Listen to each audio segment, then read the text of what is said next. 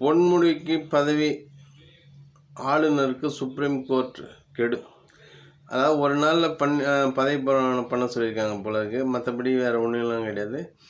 கோவையில் அண்ணாமலை போட்டிடுறார். கோவை அவர் ரொம்ப எதிர்பார்த்தது தான்.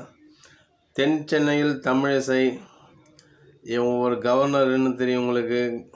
பார்க்கலாம், கவர்னர் பதவியை ராஜினாமா பண்ணிவிட்டு இவங்க வந்து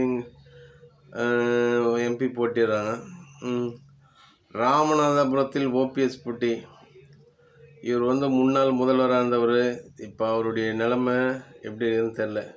அங்கே தான் முடிவிடும். ராமநாதபுரம் தான் கெஜ்ரிவால் கைது, விஜயபாஸ்கர் வீட்டில் ரெய்டு. என்னை பொறுத்த வரைக்கும் ஒரு முதல்வரை வந்து கைது செய்யக்கூடாது முடியுமான வரைக்கும்.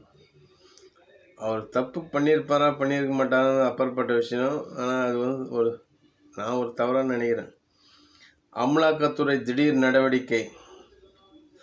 ஆரணி தொழிலாளி போன்றவருக்கு ஆயுள்.